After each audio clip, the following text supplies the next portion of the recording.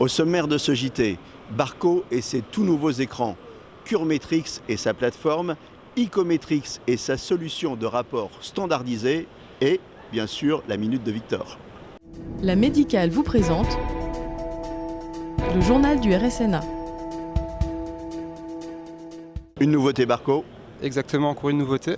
Donc on a une toute nouvelle solution web en fait pour tout ce qui est calibration.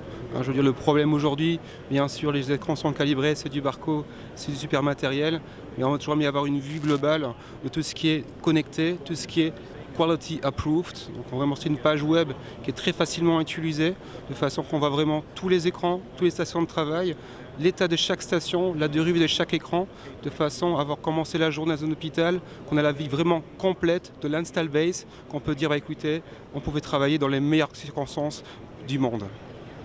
QA Web, ça veut dire Quality Approved Web. Exactement, tout à fait. Ça, c'est le tout nouvel écran de chez Barco. Oui, exactement. Nous sommes très fiers de relancer un 5e édition là, de 6 millions de pixels de Barco, qui est vraiment extraordinaire. Je veux dire, quand vous regardez l'écran, il est magnifique, tout simplement pourquoi il est marqué Barco. On connaît la qualité. C'est un écran qui est très très lumineux. Il est en 600 candela et on le garantit sur 40 000 heures, ce qui est assez exceptionnel dans le marché, en sachant que les autres écrans n'arrivent jamais à cette luminance, de façon à vraiment avoir beaucoup de luminance, beaucoup de détails, beaucoup de GND. Et quand vous regardez également aussi, on ne s'est pas arrêté qu'au niveau de la luminance, on est aussi vraiment continué au niveau de la couleur. Le côté couleur devient de plus en plus important. On a aussi certaines techniques à Barco, d'un point de vue correction d'uniformité, que la couleur est partout égale. Donc c'est vraiment quelque chose qu'on a rajouté. Les personnes qui connaissent très bien notre solution en 12 millions de pixels Unity, le design a vraiment aussi beaucoup changé avec le temps. On avait des très bons retours et on a rajouté des fonctionnalités qui sont vachement intéressantes, comme la lumière qui se trouve ici dans le bas pour lire des notes facilement, et aussi la lumière dans le dos pour créer une lumière ambiante. C'est vraiment des choses qui étaient très importantes pour le radiologue. La fatigue de l'œil, dans le noir, c'était pas évident. Le fait d'avoir une lumière derrière, c'est vraiment un confort parfait. Et aussi le fait d'être dans un modèle fusion où avant on avait 2 écrans côte à côte. Comme on disait toujours, c'était le ping-pong, on avait mal à la nuque, il n'y avait pas de bonne position. Avec un écran fusion, comme ça on est vraiment dans le centre de l'écran, donc c'est vraiment un très très bel outil pour travailler au jour le jour. Kevin, what is it that you do in this company, Curmetrix? So we've spent the last 6 years trying to develop a product that really works for the doctors. So from our understanding, and we've talked to lots of doctors, right now they care about 2 things, especially in the world of AI. They want it to help them with their efficiency and with their quality. And in order for AI to be accepted in the clinic and for doctors to really trust it, we have to be able to demonstrate to them that it really works. So our first product that we put out, and it's FDA cleared, in fact the whole architecture is FDA cleared, is CM Triage. And what Triage does is, because we process every mammogram as it's taken in real time at the clinic, we can help the doctors by triaging their work list. We can sort the cases and show them which ones are suspicious and they should really focus on, and which ones are normal. And we can do this at an adjustable sensitivity. So we can tune the sensitivity to 99%, which helps the doctors have a lot of confidence in the fact that when we tell them which cases are suspicious and which ones are normal, they can trust that we know what we're telling them. And then what is the next step after the triage?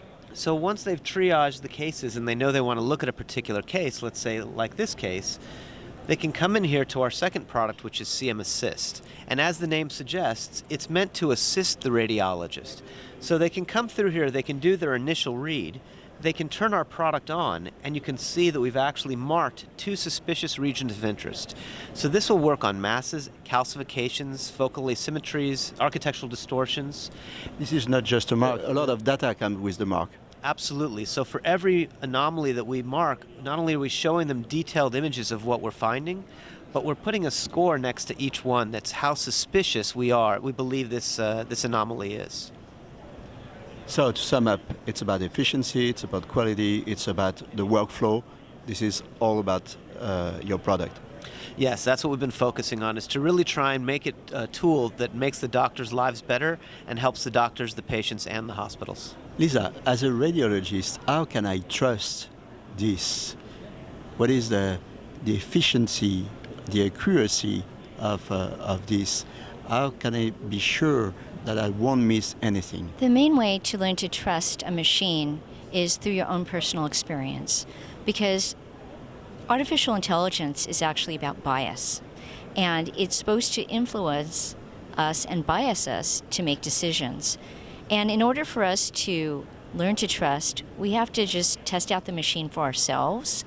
And as we've seen what the machine does and the results, that's how we develop our bias towards trusting the machine. So you mean that it's a learning process, and the machine learns and you learn with the machine. Is that correct? Yes, it's a learning curve. The machine's already been trained, so we know from validation tests that it performs very well at a very high accuracy level.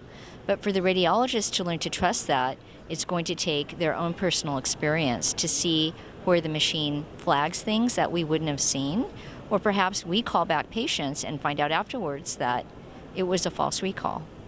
Can you show us an example of how it works? I think this is a great example here because this is a patient who has dense breast tissue. It's very complex.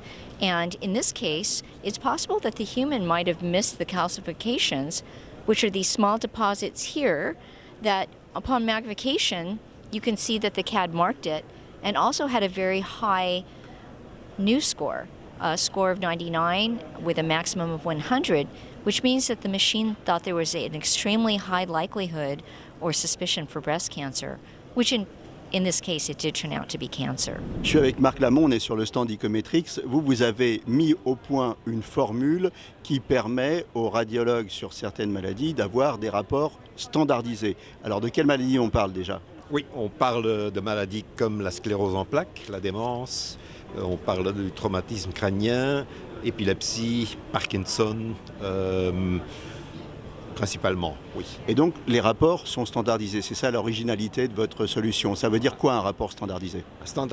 Un rapport standardisé veut dire que dans le cloud, toutes les analyses nécessaires pour cette maladie spécifique ont été faites. Il s'agit de volumétrie, il s'agit d'identifier des lésions. Et toutes ces données vont dans un rapport standardisé qui est appelé un rapport DICOM, qui est envoyé directement du cloud dans le système PACS de l'hôpital, du client, du radiologue. Mais en plus de ce rapport standardisé, nous envoyons également un deuxième rapport avec les mêmes éléments, mais là, il s'agit d'un rapport sur lequel on peut faire du copy-paste, c'est-à-dire que lorsque le radiologue prépare son rapport, il prend les parties des textes qui lui intéressent et il les transfère dans son rapport final. Ceci permet de travailler beaucoup plus rapidement et également d'avoir un rapport individuel mais standardisé, rapide, facile à lire et également facile pour ceux qui doivent utiliser le rapport par après. Donc gain de temps, gain d'efficacité et standardisation, c'est-à-dire que par rapport à tous les membres d'une équipe, tout est toujours présenté de la même manière, on n'oublie rien, on lit facilement le rapport. Et on gagne du temps et on comprend mieux parce qu'on a déjà l'habitude de voir ce format-là. Merci Marc. Et maintenant, la minute de Victor. Aujourd'hui s'affrontent deux grandes catégories d'intelligence artificielle. Celles qui sont dites intégrées, majoritairement faites par les grands constructeurs, et celles dites de marketplace, qui sont faites par les grands constructeurs mais aussi de multiples acteurs et qui sont plutôt choisies par l'utilisateur. Les solutions intégrées, c'est par exemple celles des grands groupes, permettent une simplicité car elles sont pérennes, elles sont constantes dans les machines de l'utilisateur et elles permettent aussi de s'assurer de leur qualité car elles bénéficient de gros investissements. Les solutions dites marketplace, c'est-à-dire exactement le même principe que l'Apple Store ou le Google Store, elles sont modernes, c'est-à-dire qu'elles permettent de s'adapter aux dernières nouveautés. Et elles correspondent, je pense, plus à l'avenir de la radiologie pour les jeunes radiologues qui, eux, s'adaptent constamment. Mais elles souffrent d'un gros risque, c'est celle de leur inefficacité et de leur manque de fiabilité pour certaines.